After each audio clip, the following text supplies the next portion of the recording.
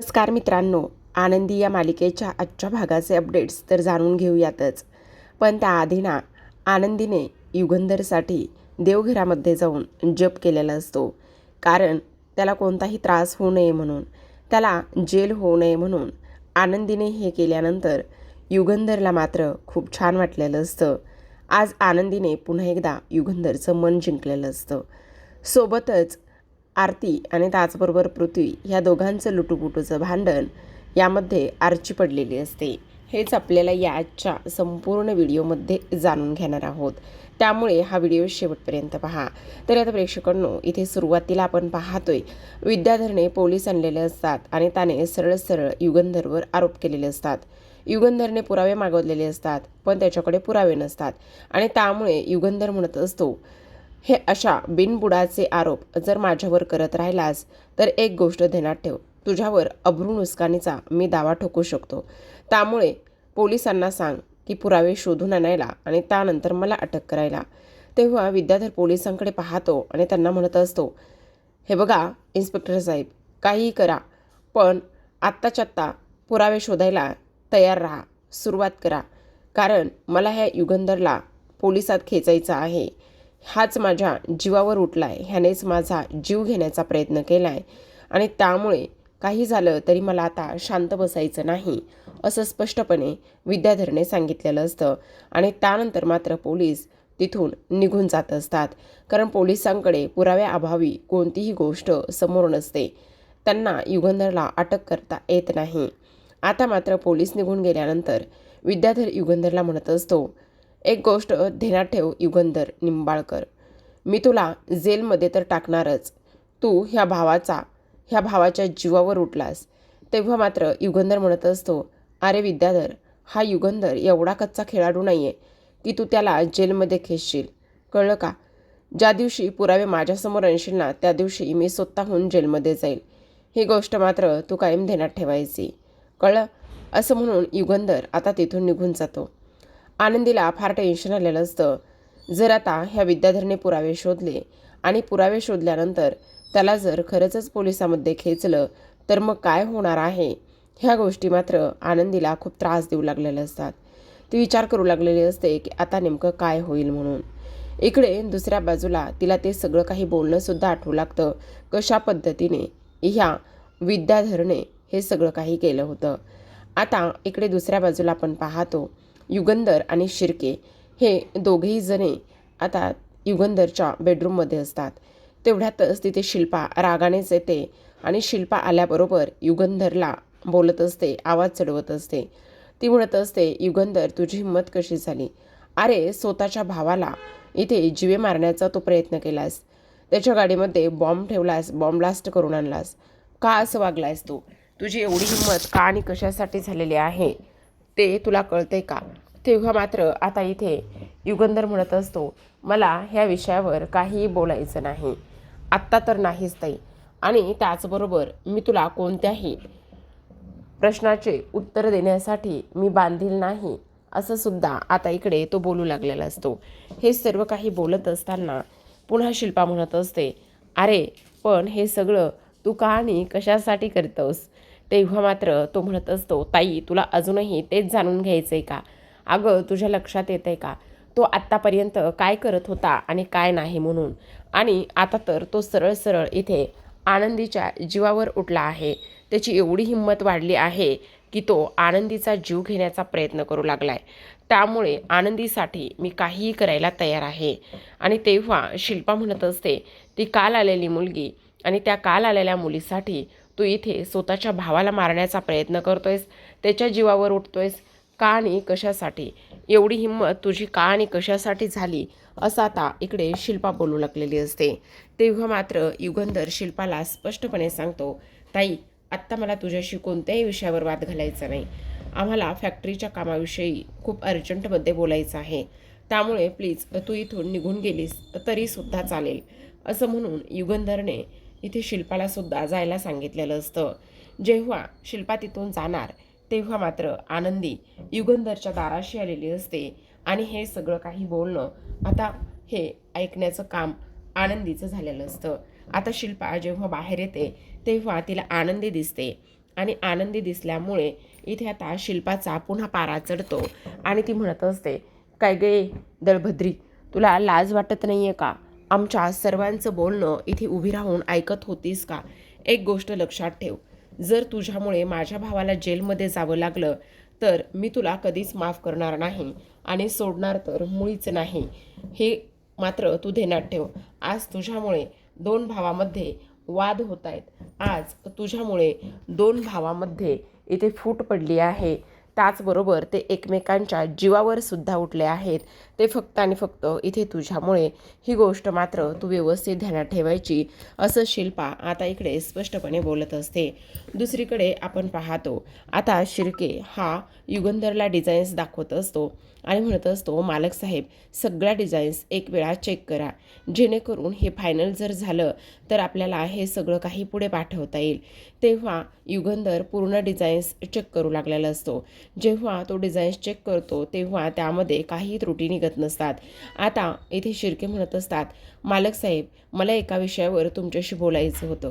खरं पाहायचं म्हणजे मला एक गोष्ट सांगा की इथे तुम्ही आत्ता हे जे काही केले ना त्यामुळे मला तर फारच जास्त टेन्शन आलेलं आहे. म्हणजे तसं पाहायला गेलं ना तर इथे आपण जो काही इथे बॉम्ब ब्लास्ट करून आणला आहे ते जर आपल्या हाती म्हणजे पुरावे जर पोलिसांच्या हाती सापडले तर खूप मोठा प्रॉब्लेमसुद्धा होऊ शकतो. मला तर खूप जास्त काळजी वाटायला लागलेली आहे मालक साहेब तुमची. आणि आता जर पुरावे सापडले तर काय करायचं? त्यावेळेला युगंधर म्हणत असतो, हे बघा शिर्के, आता फार उशीर झालेला आहे. तुम्ही एक काम करा, ताबडतोब इथे घरला निघून जा. अहो पण मालक साहेब, शिर्के मी सांगितलं ना तुम्ही ताबडतोब घरला निघून जा म्हणून, तर तुम्ही घरला निघून जा. माझी काळजी करण्याची तुम्हाला काय बी गरज नाही आहे. जा म्हटलो ना शिर्के. असं म्हटल्यानंतर शिर्के म्हणत असता, ठीक आहे मालक साहेब मी जातो. पण मालक साहेब कोणत्याही वेळी काही जरी लागलं तर प्लीज मला कॉल करा. असं म्हणून आता तो निघून जातो. दुसरीकडे आपण पाहतो आनंदी देवघरामध्ये असते आणि देवघरामध्ये इथे आता ती जप करत असते. फक्त आणि फक्त इथे ती जप आपल्या युगंधरसाठी करू लागते, युगंधरच्या आयुष्यासाठी. त्याचबरोबर इथे युगंधरला काही होऊ नये म्हणून तिचा हा छोटासा प्रयत्न सुरू असतो, जेणेकरून युगंधरला अटक होऊ नये, त्याच्या विरोधात कोणतेही पुरावे इथे सापडू नयेत म्हणूनच ह्या सगळ्या गोष्टी तिच्या सुरू असतात. आणि आता खूप उशीर झालेला असतो. युगंधरने चेंज केलेलं असतं पण सहज बाहेर यायचं म्हणून तो आलेला असतो. आणि जेव्हा सहज बाहेर यायचं म्हणून येतो त्यावेळेला मात्र पाहतो तर काय, इथे आता आनंदी देवासमोर उभी राहून जापत आहे, जप करत आहे. आणि तेवढ्यातच युगंधरचं लक्ष तिच्याकडे जातं. आनंदी अक्षरशः एकरूप होऊन देवाकडे प्रार्थना करत असते. देवाला साकडं घालण्याचं तिचं ते काम सुरू असतं. जेव्हा युगंधर तिच्या बाजूला येतो त्यावेळेला येऊन उभा राहतो आणि म्हणत असतो, आनंदी हे सगळं काही काय आहे? तू चक्क इथे एवढ्या रात्री देवासमोर उभी का बरं आहेस? काय झालेलं आहे आनंदी? तू इथे जपमाळ घेतली आहेस आणि जप करत आहेस एवढ्या रात्री का आणि कशासाठी? तेव्हा आनंदी मात्र देवाला नमस्कार करते आणि ती जपमाळ ठेवून देते आणि म्हणत असते, नाही मालक साहेब असं विशेष असं काही नाही आहे. आनंदी मला कळतंय ग, कोणत्या मातीची बनलेली आहेस तू? अगं मी तुला 1000 वेळा सांगितले की आपल्या दोघांमध्ये कोणतंही नातं नाही आहे आणि मी तुला बायकोसुद्धा मानत नाही आहे.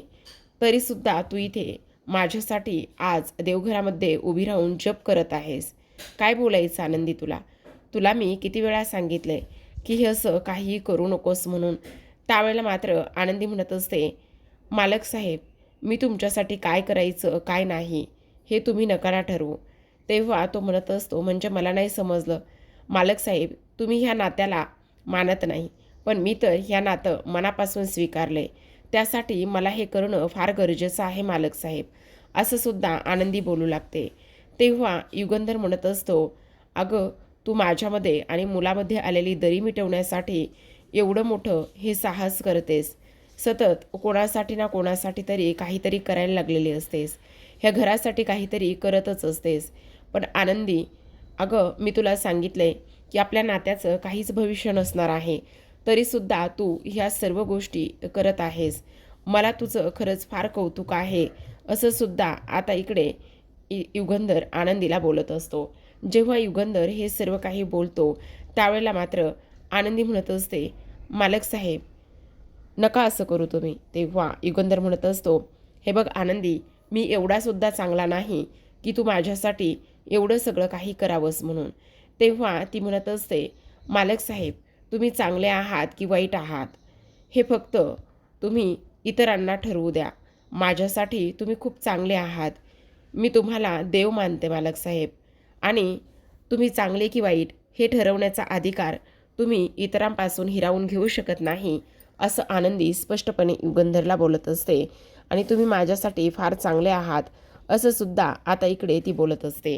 आणि त्यानंतर मात्र युगंधर हे सगळं काही ऐकून आता तिथून निघून जातो. कारण आनंदीने जाता जाता का होईना पण एवढं सगळं काही बोलून आता युगंधरचं तिने मन जिंकलेलं असतं.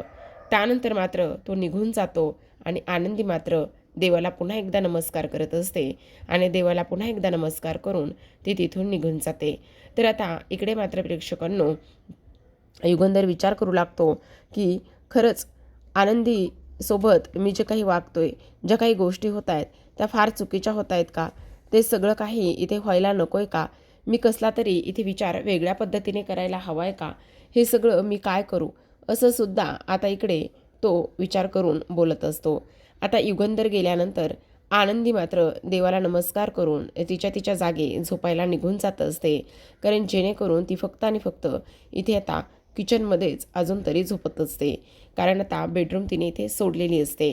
तर आता पुन्हा एकदा तो गेल्यानंतर इथे ती एक वेळा पुन्हा तो जप करायला सुरुवात करत असते. कारण अर्धवट राहिलेलं काम तिला ते पूर्ण करायचं असतं आणि म्हणूनच तिची ही सगळी काही धडपड सुरू असते. दुसरीकडे आपण पाहतो बरीच अशी मध्यरात्र उलटलेली असते, पण विद्याधर मात्र प्रचंड दारू पित असतो आणि धनश्रीला तो पॅक भरवायला लावत असतो.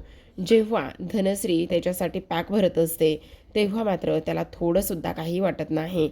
तो सरळ सरळ इथे धनश्रीला ते सगळं काही कृत्य, ते सगळं काही काम इथे करायला लावत असतो. तर आता मात्र इकडे ह्या विद्याधरने पोलिसांना कॉल केलेला असतो आणि विद्याधरने पोलिसांना कॉल केल्यानंतर तो म्हणत असतो, काय इन्स्पेक्टर साहेब, काम कुठंपर्यंत आलेलं आहे? तुमच्या गोष्टी ध्यानात येत नाही का? काही करा, काही करा, पण त्या युगंधरला ताबडतोब जेलमध्ये टाका. हे बघा, मला तुमच्याकडून कसलीच आणि कोणतीच कारणं नको आहेत. काही जरी झालं तरी तो युगंधर हा जेलमध्ये गेलाच पाहिजे. आणि त्याचबरोबर कसून चौकशी करा आणि जे जे काही पुरावे मिळतात ते पुरावे ताबडतोब तुम्ही पाहायचे आहेत, समजलं? अगं धने, काय करायलीस? घे ना, हा जो काही फोन आहे ना तो ताबडतोब काढून घे ना, असं सुद्धा आता इकडे तो बोलत असतो. आता हे सर्व काही बोलल्यानंतर धनश्री मात्र फोन काढून घेते आणि त्यानंतर ती म्हणत असते, अहो तुम्ही इथे पुरावे शोधण्यासाठी आणि भाऊजींना जेलमध्ये टाकण्यासाठी हे सगळे काही उठाठेव करताय, पण तुमच्या गोष्टी लक्षात येत आहेत का? ती आनंदी इथे भाऊजींच्या आयुष्यासाठी त्यांना जेल होऊ नये म्हणून ती काय काय करते तुमच्या लक्षात येते का? तेव्हा तो म्हणत असतो, करू दे ग, त्या आनंदीला जे काही करायचं आहे ना ते करून दे. एकदा का पुरावे माझ्या हाती मिळाले ना तर मात्र इथे काहीही ती लोक करू शकणार नाही. कारण तुला नाही माहिती की इकडे मी काय काय आणि कशा कशा पद्धतीने इथे हे सगळं काही करत आहे. ही गोष्ट तू नीट ध्यानात ठेव. असं म्हटल्याबरोबर आता धनश्री म्हणत असते, म्हणजे नेमकं तुम्ही काय करणार आहात? तेव्हा तो म्हणत असतो, तू त्याची काळजी अजिबातच करू नकोस. मी काय करणार आणि काय नाही हे आता येणारी वेळच ठरवणार, असं सुद्धा आता इकडे तो बोलत असतो. आता हे सगळं काही बोलल्यानंतर आपण पाहतो धनश्रीला तो म्हणत असतो, तू फक्त आणि फक्त इथे पॅक भर. पॅक भरलं ना तर इकडे काही जरी झालं तरी सुद्धा त्या युगंधरची मी कशी वाट लागतोय तेच बघ. आता त्या युगंधरला जेलमध्ये जाण्यापासून ती आनंदीच काय, इथे कोणीही वाचवणार नाही, हे मात्र तेवढंच जास्त खरं आहे, असं सुद्धा इथे आता विद्याधर म्हणत असतो. आणि त्यानंतर पुन्हा एकदा तो दारू प्यायला घेत असतो. दुसरीकडे रात्री 12-12:30 वाजलेले असतात आणि 12-12:30 वाजल्यानंतर इथे आरतीचं काम सुरू असतं. आरती काम तिचं डिझाईनचं करतच असते, पण तेवढ्यात आरची म्हणत असते, अगं ये आरतीताई, अगं ये ना झोपायला, किती उशीर झालाय, मला झोप येत नाही गं, ये ना गं प्लीज, असं काय करायलीस? बरं झालं, एकतर ते आपलं घर एवढं पाण्याने गळत होतं. बरं झालं बाई त्या वैशुताईने आपल्याला घराची चावी दिली. आणि आबासुद्धा एकादशी निमित्त दुसऱ्या गावामध्ये भजनाला गेले आहेत. ते तर आता सकाळीच येणार. पण जर वैशुताईने चावी दिली नसती तर आपण त्या गळत्या घरामध्ये पावसामध्येच तिथे झोपावं लागलं असतं. खरंच ना, वैशुताई किती चांगली आहे ग. तेव्हा आरतीसुद्धा म्हणत असते, हो ग अर्चे, वैशुताई खूप चांगली आहे. ती आपल्यासाठी बऱ्याच काही गोष्टी इथे छान करते. तेवढ्यातच आता आरतीचा फोन वाजलेला असतो. जेव्हा आरतीचा फोन वाजतो त्यावेळेला मात्र इथे लगेचच आता ती म्हणत असते, आत्ता एवढ्या उशिरा ह्याचा फोन का बरं आला असेल असा ती विचार करत असते. आणि तेव्हा फोन उचलून म्हणत असते, हां बोला. तेव्हा इकडून पृथ्वी म्हणत असतो, मिस आरती, तुमचं डिझाईनचं काम कुठंपर्यंत आलं आहे? तुमच्या डिझाईन्स फायनल झाल्या आहेत का? असं सुद्धा तो इथे विचारत असतो. त्यावेळेला मात्र ती म्हणत असते, नाही, अजून तरी माझ्या ज्या डिझाईन्स आहेत त्या फायनल झाल्या नाहीत. ते मी काम इथे करतच आहे आणि लवकरच त्या डिझाईन्ससुद्धा फायनल होतील असं सुद्धा ती आता इकडे बोलत असते. आणि हे सर्व काही बोलल्यानंतर पृथ्वी म्हणत असतो, एवढ्या उशिरापर्यंत अजून तुमच्या डिझाईन्स फायनल झाल्या नाही आहेत का? तुम्ही काय करताय? डोक्यावर पडलात का? असं कसं वागू शकता तुम्ही? असं सुद्धा आता इकडे तो बोलत असतो. त्यावेळेला मात्र ती म्हणत असते, इथे काही मशीन आहे का? मी करते ना काम, आणि काम करते ते तुम्हाला दिसत नाही का? तेवढ्यातच आर्ची उठते आणि आर्ची म्हणत असते, एवढ्या रात्री कोणाशी बोलत आहेस? तुझा बॉयफ्रेंड आहे का? तेव्हा आरती म्हणत असते, एक गप्प बस, असं कोणीही नाही आहे, कामाचा फोन सुरू आहे, तू गप्प बस हां. असं म्हटल्याबरोबर पुन्हा एकदा ती म्हणत असते, असला कसला कामाचा फोन सुरू आहे? बघू देत तरी मला नेमकं कसलं काम आहे ते. असं म्हणून ती आता तिच्याकडून फोन काढून घेते. आणि तिच्याकडून फोन काढून घेतल्यानंतर आता ती म्हणत असते, तुम्ही मिस्टर जे कोणी असाल ना त्यांच्यासाठी मी बोलत आहे. हे बघा, तुम्हाला सर्वात महत्त्वाची एक गोष्ट सांगते, काही जरी झालं ना तरी तुम्ही जर आमच्या आरतीताईवर लाईन मारत असाल, तुम्ही आमच्या आरतीताईला तुम्ही डेट करणार असाल तर एक गोष्ट ध्यानात ठेवा, त्याच्या अगोदर तिच्या धाकट्या बहिणीशी म्हणजेच माझ्याशी तुम्हाला डील करावं लागेल आणि माझी परवानगी घ्यावी लागणार आहे. आता पृथ्वी भयंकर चिडतो. पृथ्वी म्हणत असतो, हे यू कोण आहेस तू? आणि माझ्या आयुष्यात जगातली शेवटची मुलगी जरी तुझी बहीण असली ना तरीसुद्धा मी तिला डेट अजिबात करणार नाही. ही गोष्ट तू कायम लक्षात ठेवायची, कळलं का तुला? असं म्हटल्याबरोबर ती म्हणत असते, हो का, मी लक्षात ठेवायचं. त्याच वेळेला आरती पटकन तिच्या हातातून मोबाईल घेते आणि त्यानंतर ती म्हणत असते, तू जरी शेवटचा मुलगा असलास ना तरीसुद्धा मी तुला डेट करणार नाही. लक्षात येते का तुझ्या? आणि आणखी एक सगळ्यात महत्त्वाची गोष्ट तू ध्यानात ठेवायची, हे बघ, काही जरी झालं ना तरीसुद्धा इथे मी अजिबात तुझ्याशी बोलण्यामध्ये इंटरेस्ट दाखवत नाही. आणि जे काही डिझाईन्स आहेत ना ते डिझाईन्स इथे मी आता फायनल करेल आणि तुला उद्या फॅक्टरीमध्ये आल्यावरच दाखवेल. हे मात्र तू कायम ध्यानात ठेव. आणि त्यानंतर आर्चीला समजतं की तो पृथ्वी निंबाळकर होता म्हणून. आता आरती मात्र आर्चीला एक फटका मारते आणि म्हणत असते, खरंच ना, तू फार जास्त आगाऊ झालेली आहेस. अशा पद्धतीने कोण हे सगळं काही करतं? तुला काहीच कसं वाटत नाही ग? तेव्हा मात्र ती तिला म्हणत असते, सॉरी, म्हणजे थोडंसं माझं जरा चुकलंच. मी असं हे सगळं काही करायला नको होतं. खरंच खरंच सॉरी. आणि इकडे दुसरीकडे आपण पाहतो, आता युगंधर हा खोलीमध्ये असतो आणि फेऱ्या मारत असतो. फार जास्त टेन्शन आलेलं असतं की नेमकं आता इथून पुढे हे सगळं काही कशा पद्धतीने होतंय, काय होतंय, ह्या सगळ्या गोष्टींचा अंदाज तो घेत असतो. एवढंच नाही तर आता मात्र इथे आनंदीने जे काही बोललेलं आहे ते सुद्धा युगंधरला आठवत असतं की मालक साहेब, तुम्ही चांगले आहात की वाईट आहात हे ठरवण्याचा अधिकार तुम्ही इतरांना द्या, स्वतःला नाही. आता इकडे शिर्केंचा कॉल युगंधरला आलेला असतो आणि जेव्हा शिर्केंचा कॉल युगंधरला आलेला असतो त्यावेळेला मात्र शिर्के म्हणत असतो, मालक साहेब, फार मोठा प्रॉब्लेम झाला आहे. तेव्हा तो म्हणत असतो, नेमकं काय झाले, कशाबद्दल हे सगळं काही बोलताय? त्याच वेळेला शिर्के म्हणत असतात, अहो मालक साहेब, पोलिसांनी फार जास्त कसून चौकशी करायला सुरुवात केली आहे. कारण त्यांनी आता इकडे ती गाडी कशा पद्धतीने गेली, कशा पद्धतीने काय काय झालं, हे सगळं काही त्यांनी शोधण्याचा तेवढाच कसून प्रयत्न करायला सुरुवात केली आहे. जर हे सगळं पुरावे त्यांना सापडले तर खूप मोठा प्रॉब्लेम होऊ शकतो, असं सुद्धा आता इकडे शिर्के म्हणत असतो. तेव्हा युगंधर म्हणत असतो, तुम्ही काळजी करू नका, काय करायचं काय नाही हे मी बघेल, तुम्हाला काळजी वगैरे करण्याची काही गरज नाही.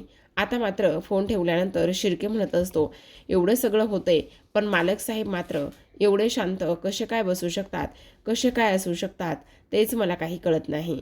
तर आता प्रेक्षकांनो, आजच्या भागात एवढंच. उद्याचा भाग तोच आहे, म्हणजे कालचाच प्रोमो जो आहे ना, तो प्रोमो पुन्हा इथे दाखवला आहे.